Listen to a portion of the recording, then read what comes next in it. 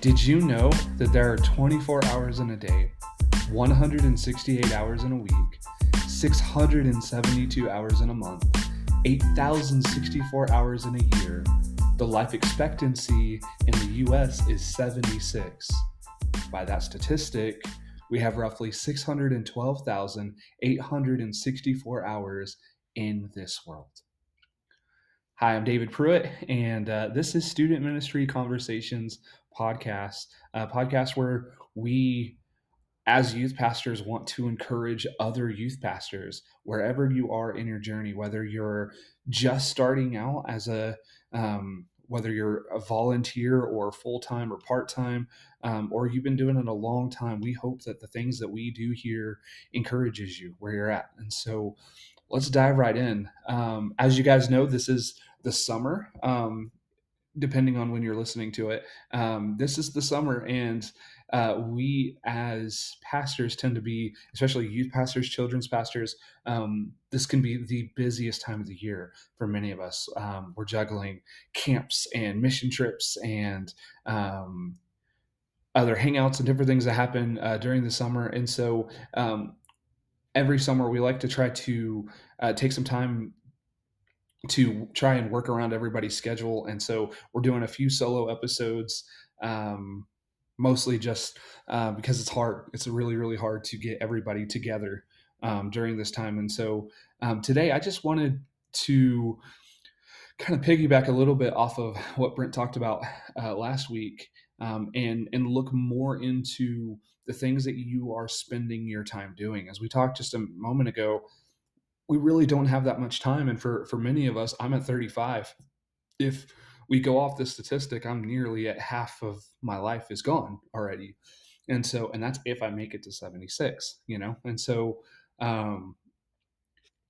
sometimes it feels like there really isn't enough time in the day to do all the things that we're expected to do, and to try, if you have a family, you're juggling that and your kids and all the different games for your family as well as your students. And sometimes it just feels like there's never enough time to get it all done. And so I wanted to just think about how we use our time, and hopefully you are using your time wisely. This is meant to be an encouragement to you guys wherever you're at. I hope that you don't take this stuff and say, "Oh man, I'm just messing up." I was certainly that way, and I'm going to share part of my story in ways that I didn't use my time well, and hopefully you guys can learn from my mistakes. I think it's a reality that most of us are beginning to understand, is that there really isn't that much time in the world. And so let's dive in. I think that it's important from the start to help us understand that time is truly the most valuable resource that any of us really have. So many of us are chasing certain things, like it might be a certain dream or a certain goal, or a certain amount of money. I remember growing up, and the American dream was the nice house with the white picket fence. And for many pastors, that's not even close to a reality, depending on how much you make. Sometimes it's a real struggle, right? And so what really is the dream, and what is the most important thing in life? If the world tells us this thing and God tells us this thing, like what really is the most valuable resource? I submit to you today, I truly believe that time is the most valuable resource that any of us really have in life. So let me start by asking you this: why is it that we give so much time to things that don't matter and so little time to the things that do? I want you to really think about that. Why is it that we give so much time to things that honestly does not matter and so little time to the things that do? Think about it. We are so quick to waste the most valuable resource that we have, thinking that we'll have more time later, right? Especially when you're younger, you're like, man, I've got a whole life in front of me. But what if we don't? And we as pastors know, and we preach this all the time, we're not guaranteed tomorrow, but yet we live like we have years and years and years. And that's the expectation, right? We don't want to live our life expecting to be dead tomorrow. No, I mean, that's not fun, right? But at the same time, we also do have to be intentional with the time that we do have. And so think about it this way. Unless Marty McFly and Doc Brown walk in with the DeLorean, or Doctor Who comes in with some TARDIS or something, I know that's super nerdy, but I think it's safe to say we can't create more time and we can't get time back. So I think we have to be so intentional with the time that we do have. James chapter 4, specifically verses 13 through 17, I challenge you guys to read it and to consider it for yourself. But one thing I do want to highlight in verse 13, come now, you who say, today or tomorrow we will go into such and such a town and spend a year there and trade and make profit. Yet you do not know what tomorrow will bring. What is your life? For you are a mist that appears for a little time and then vanishes. It's a sobering thought, right? We're here today, we're gone tomorrow, and it's not just a casting crown song. We truly are but a vapor. When you think about time from beginning of creation to where we are now, there's so many things that get lost in time. So I think it's important to think of the context of what James is wrestling with. I believe that he's wrestling with the fact that we spend so much time fighting and judging each other. If you continue on before verse 13 and certainly after, there's so many things that we, especially as Christians, spend so much time judging each other on different things, and we're so quick to put off the important things and hyper focus on the things that really don't matter. Sometimes we get so busy complaining about things that we see in our churches that we could totally miss where God really wants us and what God is calling us to do. And I think it's important to consider those things. So, something I want to point out is one of the bigger mistakes that I made, especially in past churches, that I've been working really really hard to try and correct here. And I've been here for right at a year now, and my previous church I was at for 10 years, and so when you're at a church for a long time, you can get hyper focused on certain things, and you know a lot of times what happens is you get hired for one thing, and the longer you're there you take on more and more. And this is not necessarily a spot where I'm trying to, I don't want this to come off as bashing by any means of my former church, but more of a deeper look at myself and the choices that I made with the time that I was given. There is a point when you can be at a church for so long, and we've talked about this in previous episodes, but there is a time when you can get so, you could be in a place for so long that you take on things that you probably shouldn't be taking on. What I began to realize fairly early on is that there were certain issues inside the church. And let's be honest, every church has those things, right? You have those things that honestly have become a tradition inside your church. And a lot of those traditions can be great. And then there are a lot that can be not so great. And sometimes the culture can become something that God never intended for his church. And so there were several things inside the culture of our church that I felt genuinely called to try and rectify in some way. And again, I'm not saying that they were all necessarily inherently bad, but there were some things that I felt like we could do a little bit better. And I truly felt like God was calling me to be the peacekeeper in some of those situations. There were things that were fought about that shouldn't have been fought about. There were things that were we were draining certain resources in some places and not in places where I felt like God was calling us to, and it became real dicey real fast.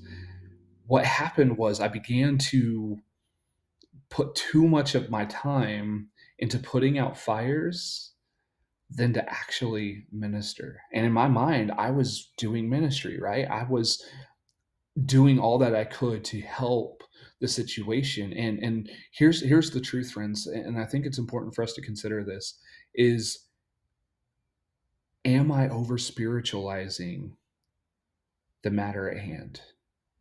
You see, I had all the right words, and I know what the Bible says, and I know what God has called me to do. And God has called me and you to use our gifts to make a difference inside the church, right?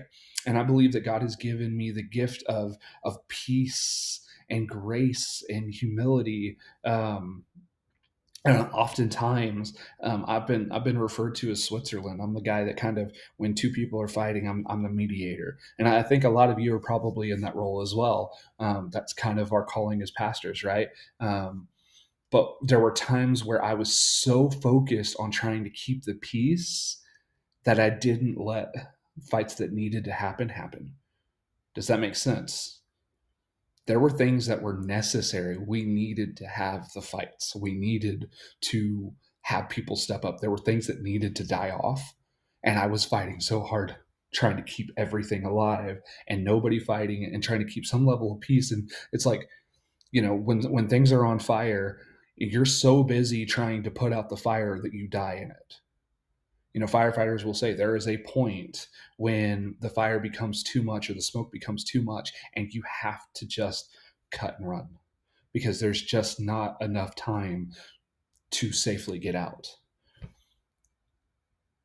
What happened was I created a culture, and unintentionally created a culture where it was okay to stay in a burning building. It was okay, and again, this is not any way bashing anyone or anything in former churches, but it was I had allowed myself to get burned over and over and over again. And what I realized was that I was no longer focusing my time on the things that truly mattered, or even the things that God was honestly calling me to do. Or here's the most important thing: as a youth pastor, God was calling me to spend more time with youth, to spend time bringing his people into a place of worship. And I was spending more time putting out fires than actually doing my job. But in my mind, in my heart, I was doing my job. I was doing the things that God had called me to do, and I was trying to be a help. The most valuable advice I got in this season, and it's advice that I honestly believe I will take with me for the rest of my life. It's this: saying yes to one thing means saying no to something else. All of your intentions may be right. All the things that you may be doing may be right and still be wrong. Just because it's right doesn't mean it's right for you. Just because it's good doesn't mean it's good for you. And just because it's right and good for your church doesn't mean you're the right person to bring that about. Or maybe you shouldn't be doing it alone. And I think that was my fatal flaw, is that I was trying to do more than I could by myself instead of bringing people together. In my mind, I was bringing people together, but I wasn't, because I was still doing all the work. So it's really, really important to ask yourself, what am I giving my time to? And is it the right thing? Because if I say yes to this thing, I'm saying no to something else. And I wish it wasn't so black and white in that situation, or that it. I guess what I'm trying to say is, I wish that it was easy. I wish I could just say, these are the right things to do, these are the wrong things to do. I think you have to discern that for yourself. I think you need to take time to ask God specifically, is this the right thing for me to be doing? Or should I be doing it with a team, or should I be delegating it to somebody else? Am I the right person for this particular situation? And I think the most important thing that we really need to weigh out is, by saying yes to this, what am I then going to have to say no to? See, in my mind, I just always say yes to everything. If I can say yes to this and this and this and this, I'll find time, I'll make it work. And I will, for lack of a better term, I'll work my fingers to the bones until I have nothing left to give. And I'm not really good for anybody. And that was the hard reality for me. I was trying to do all the good for everybody while doing no good for nobody. I was hurting myself. I was depressed. I could not stand myself. I really couldn't. And I couldn't understand. It was like I was spinning my wheels and getting absolutely nowhere, completely stuck. And I thought I was helping people, but I wasn't. So the question becomes this: what are you doing with your time? And most importantly, what are the things that you are saying yes to? And will those yeses lead to no's to something that's even more valuable, more important? We only have so many minutes in the day. We only have so many hours. We only have so many weeks. And the truth is, where you are currently serving, you may only be serving for a season. So, what are you going to do with it? At the end of the day, can you hang your hat knowing that you've done all the good that you can do? That's an important question for you to ask. I think it starts with ask God specifically, what am I giving my time to? And am I giving my time properly? Then, number two, if I say yes to this thing, what do I then have to say no to? And is that thing more important than the thing? Is the thing that I say yes to more important than the thing that I say no to? And have an honest evaluation of that. And I think the important thing too there is you don't have to do that alone. Number one, like I said, take it to God. Number two, if you've got a good relationship with your pastor, go to your pastor and say, hey, here's the things that I'm doing. This is my schedule. I feel like this part of my ministry and my time is being completely consumed by this thing. Is it valuable? Is it helping our church? Is it carrying out the mission and the vision of our church and our youth ministry, or is it detracting from it? Is this the right thing to be doing? Are these the right programs and events that I should be doing? And if it's not, then reevaluate what you say yes to. And then also have mentors in your life and have people that you can balance ideas off of. There are so many Facebook groups and Discord chats and different things like that you can. I see people posting all the time saying, "Hey, is this a good use of my time?" Or whatever it might be. Utilize those resources, and again, reach out to us. There's a reason why this podcast is called Student Ministry Conversations. We want to have a conversation with you. We don't just make these episodes for our own amusement, and we certainly don't make any money off of it. We do it because we want to be a resource to other student pastors like us. And so reach out. If you don't have anybody that you could reach out to, reach out to us. Shoot us an email at podcast@studentministryconversations.org. We would love to have a conversation with you, and would love to help you discern where your time is, especially if you feel stuck, if you feel like you're spinning your wheels like I was. Take the time to reach out to us, or you can reach out to us on social media. We would love to sit down with you over, we can text, we can phone call, we can get on a video call, whatever it is, or if you're close to us, we'd love to get coffee with you. Either way, we want to be a resource to you. So please do that. And as always, if you like this episode, please share it with other student pastors in your area.